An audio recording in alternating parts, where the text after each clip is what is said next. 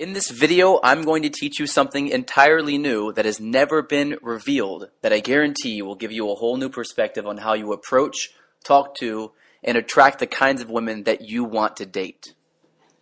Hey, what's going on? My name is Joshua Pellissier, and thank you so much for clicking and watching this video. I have some information for you, and something that I've just been studying that's come to my attention that totally changed my life and gave me a completely new perspective on how I look at coaching people, on how to be good with women, on how to attract women, as well as how people learn and how to recognize their strongest style, their own personal style that works for them.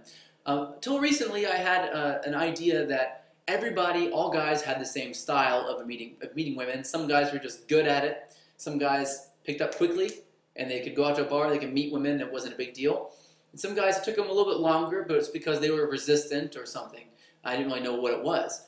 Well, it turns out through studying a lot of psychology since I've created that curriculum and I've taught it, that that's not entirely true. I'm not saying that everything I've ever taught until now is a lie. Of course it's not, but it's only about 1/4 of what I should have been teaching. And now that I've learned this new concept, this new idea, and created a new curriculum for that idea, I have completely rewritten everything that I've done. I mean, it changed everything for me, and I want to give that to you right now and help you figure out what your strengths are so that you can work toward your strengths. So it turns out that there are major components to deciding whether or not you're going to be able to meet women in a bar atmosphere at nighttime easily. If you're one of those guys that has tried over and over again, all these different styles of learning, all these different styles of techniques of how to meet women, how to build attraction, and you have not just been able to get it, hasn't really clicked for you, it doesn't really feel right. Maybe it works every once in a while, but even when it does, it doesn't really feel right to you. Or if you're a guy who, you go out, you try, you meet women, it's fine, actually, you're doing okay, but you sort of hit a glass ceiling where you can't really get past it. It's like, I can go out and I can meet women, maybe I can get a telephone number or two every once in a while, or maybe often, and I just can't really seem to bring them to the date, to get them to that point where, I can go out on a date with them, I can hang out with them, I can connect with them, and I just can't really seem to do that very well. If either of those two things are true for you, then listen up very carefully, because I'm going to explain to you exactly why it is that is the case, and I'm going to explain to you what you can do in order to cultivate, to help you get yourself to the next level and finally pass that glass ceiling, as we call it, as well. So I have a program called Hacking Attraction. This is the first sort of time I've revealed this to the public, that there is something out there, there is something that decides whether or not you will be good with women or you won't be good with women, and it really has to do with your personality type. It kind of came at me from a place I didn't expect it to come, but this is how it is, and this is what I've learned. So there are two major factors that will decide whether or not you will be good. And these different factors will decide whether or not you will be good with women in an environment like a nightclub versus whether or not you will be good with women in an environment like the daytime or a cafe. So let's look at the first set of criteria that we have to go over. I'm going to ask you a question, and I want you to write down the answer. You can comment below with the answer as well if you want to. At the very bottom of this page, there'll be a comment box. You can go ahead and put that in there with your answers and let me know. The first question is, if left to your own devices, if you just had it your own way, would you rather be, or would you typically be, on time or early, or would you typically be always a little bit late? So this is a question. So not necessarily having to do with work or business, but just in general, are you typically on time or early, or are you typically a little bit late? And I'll give you a moment to write that down and think about it. It should be very quick. Shouldn't really take up a lot of your time. So some people find that they like to be on time or early all the time, and they just feel better when they are. And some people like to have a more relaxed schedule, and they don't really like to be tied down by dates and times. If you're one and you're not the other one will probably be repulsive to you. So for example, I like to be a little bit late all the time, and the thought of having to be on time for every situation really just makes me not feel right. You may be the other way around, which is really important for you to know that. The next thing I want to ask is kind of a strange question, and this one I want you to take your time with, and I want you to really think about. I'm going to have two objects here. These are pens, and I want to hold them up. Hopefully you can see them okay. And I want you to basically compare these two pens. I'll just step a little bit closer so you can see them. And just look at them for a little bit and write down the comparison and what you see for these two pens. Go ahead and do it. Whatever comes to mind, just go ahead and write down. Don't think about it too much. Just go ahead and start writing things down. I'm not going to give you any examples yet, but I will tell you what this means in a moment. So go ahead and take a good look.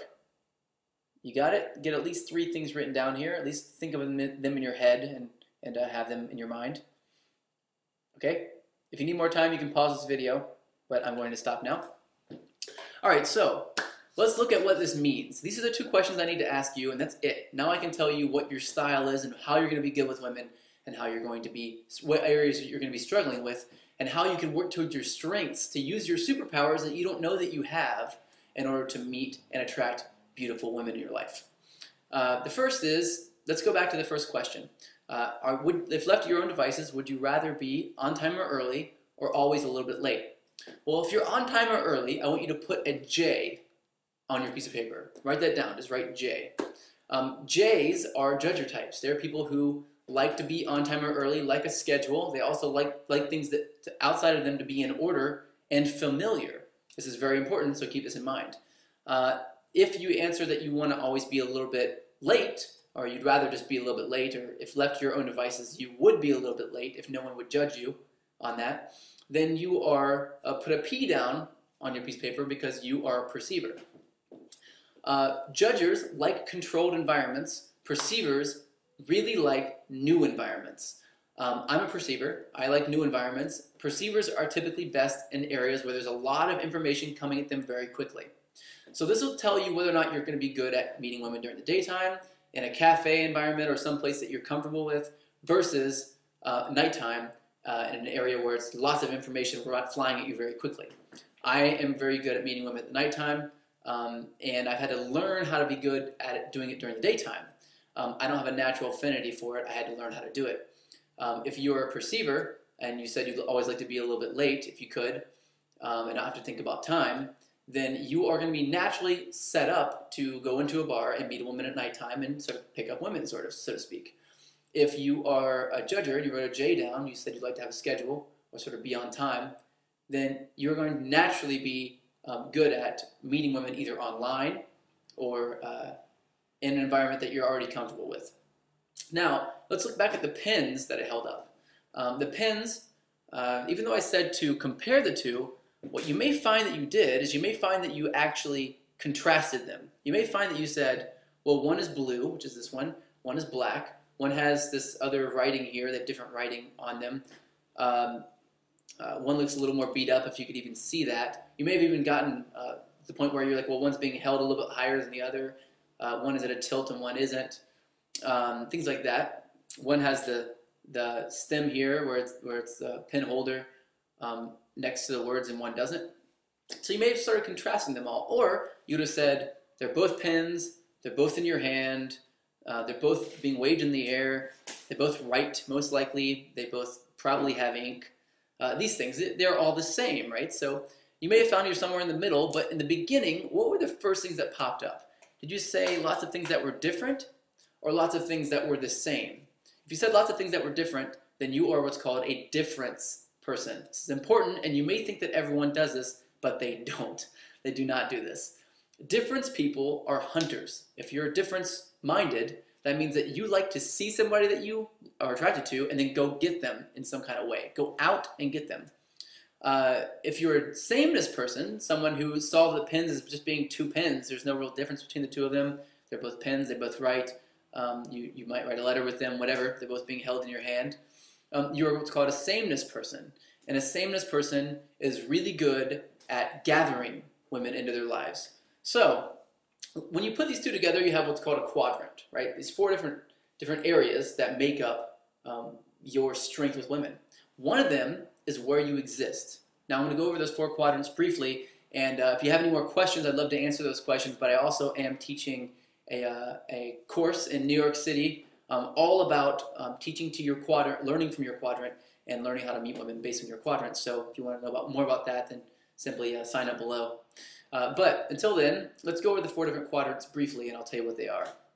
If you found that you were a difference person, the pins look different in lots of ways, and you were a perceiver, as in you always like to be late, then you are like me, and you have a natural ability to walk into a bar, see a woman that you're attracted to, and go get her.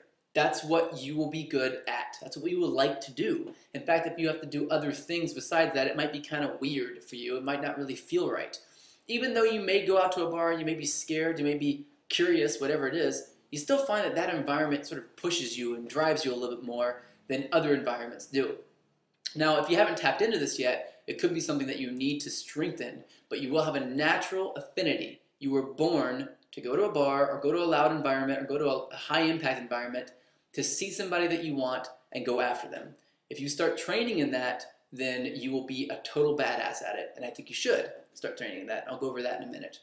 If you found that you were a sameness person, as in the pins look exactly the same to you and didn't really matter, and you were a perceiver, right? So you would always like to be a little bit late, then you are going to be really good at going to a bar and talking to all the women at once, and then finding out which ones you like and you dig, and then leaving with 1 or 2 or whatever you want, or getting lots of numbers. These people are called numbers gatherers. Numbers gatherers need a lot of people flowing through their lives so that they can choose. So they need a lot of options, and they need to choose from those options. They don't like to go out and see one woman and go get her. They like to talk to everybody and then decide who they want to go with after that. They like to also be in a very high impact environment, much like I do. Now, the superpower of my type, we're called super learners. Super learners who are difference perceivers in this quadrant. They are very, very good at taking in lots of information and learning from their mistakes very, very quickly. If you're a super learner, that means that you can maybe make a mistake twice and you can move on to the next level. It's one of the superpowers that we have, right? And if you know how to do that, you should really learn to that style and make a lot of rapid mistakes. That way you can grow faster. And you can also, of course, when you're meeting women, you want to use this to your advantage, and it changes your body language. Everything changes when you know this about yourself. You have to live into that type, into that strength of yours. If you're the opposite over here on the other end, if you're a sameness perceiver, you're a numbers gatherer, then you have the ability to frame women, right? So we look at this like these guys are extremely skilled. They go out, they try something a whole lot over and over and over and over and over again. They're called super skilled men. They're called the super skilled. And so basically what you do is you go out, you meet a woman, you meet another woman, another one, another one, another one, and you eventually see patterns over time. Now, because you see these patterns, you develop really powerful skills that are extremely, extremely acute and powerful. You may find it a little bit difficult to get past that, so you may find that you hit a glass ceiling at some point, and you can't really overcome it very easily. But it's there, and you have the skills before that, you got them nailed. I mean, you can get a girl into a deep conversation every single time you go out, if you want to. You're what's called super skilled. Now, if you found that you were a judger, let's say that you always like to be on time or early, and you're a sameness, as in both the pins look the same to you, they're both pins, you're what's called a super framer. This is exactly the opposite of my style, though I do appreciate and understand this style. Super framers bring women into their lives, not in a very high-impact environment. Instead, it would be like a bar that they always go to where they know the bartender and they know everybody there, or a restaurant, or even to their house. And they bring them into their lives over and over and over, lots and lots of different women. And so what they get to do is they bring women into their worlds. They are really powerful at creating an environment in which, within that environment, they are king. They reign dominion over this environment. Now, if you are a super framer, I highly suggest that you try online dating because it will work wonders for you. You meet women online in some kind of sense or source. You go through your friends to meet women as well, and you meet women, especially during the daytime, if you're going to meet them anywhere, if they're going to be new women in your life. But you're well adapted to and naturally strengthened in the ability to bring women into your environment and frame them once they get inside of your environment, usually they will like you. They'll be attracted to you. But it's just that getting them into that environment is sometimes difficult for super framers. I know how to do that because I've studied it as well. Even though it is my weakness, I've studied my weakness extensively. So it is something that I know a lot about. Now the final quadrant is going to be a judger, so someone who likes to be on time or early, and is going to be a difference person. Now, the interesting thing about a difference judger is that they have the ability to connect with women like no one else does. They're called super connectors. Now, what they do is they like environments that are comfortable to them, and they think that every woman is different. They look at every woman like they're a unique person. And it's not like the sameness people, the numbers people who are both like, okay, well, they're all the same, they're all women. This person, difference people, look at everyone as an individual. Now this can be good because it can help us connect easier, can help us see what we want, but it can be bad because we can get caught up in the idea that, oh, I just lost somebody and it was the only person that was for me in the whole world, right? So it can be really scary. So if you are a judger who is a difference person, then you're going to want people to come into your environment where you can build strong connective rapport easily and over time. So you need an environment where everyone knows you and you're comfortable, either at your house or whatever, but you're not going to be so good at framing everybody so that they fall into your world. Instead, you're really going to connect with them. You're going to build these really strong bonds with the people that you're with. These can be lead to very, very deep and detailed relationships. You can have, some people may call you a serial monogamist. You may date women over and over and over. And you may find that when you do love someone or really like them, that you fall deeply and quickly into this world, and it's really hard to get out. So now that you know your quadrant, if you do want to learn how to meet women based on your quadrant, please come to my class. I have a class in New York City that's 3 days long. I'm going to go over body language, attraction techniques, rapport, seduction techniques, everything having to do with your specific quadrant for you. Also, I'm going to explain to you what your natural strengths are besides these qualities. There are lots of other things you need to know about yourself too, and how you can go about using those strengths that you naturally have to really attract women in a way that's going to feel perfect for you, like it's second nature, like it's almost too easy. And that's the way it should be. If it doesn't feel almost too easy, something's wrong. So I want to teach that to you. It's my new curriculum. I really love it very much. If you do want to be a part of it, please sign up below. You'll see the dates there, and you'll see lots of more dates popping up as well. And if you can't make it to the course, then you can also sign up for a video version of my course as well, where I teach all the details of the entire course to you specifically over a video. So anyway, thanks for watching this, and I hope you gained a lot from it. It's been one of the biggest discoveries I've ever made. It's changed the way I look at everything, the way I teach, the way I view dating, attraction, relationships, everything. And I hope it will do the same for you. Thanks a lot for watching, and go ahead and comment below if you have any questions. And if you do want to sign up, I suggest you do that now before we fill the seats up. Thanks a lot. There's very limited seating in this class, and the last time I offered a Hacking Attraction Bootcamp, it sold out 5 days after I posted it on Facebook. And these classes are definitely going to fill up immediately. But if you're seeing this video, that means that I still have some seats left in the course. So if you are thinking about coming, now's the time to reserve your seat. The price for my Hacking Attraction course is normally $1,700, but if you order from this page right now, I'll give you a $1,000 discount to the program. And that means you'll get to sit in, ask questions, and learn directly from me for just $700. It's a new year, and I really want to celebrate the fact that 2010 is finally over, and this $1,000 discount is my gift to you. But get a seat quickly because, like I said, these seminars always sell out, and it'll likely be a while before I have enough time to do another tour. So what I want you to do now is click on the Add to Cart button, and I'll contact you shortly with exact location details of the program. Good luck, and I look forward to meeting you.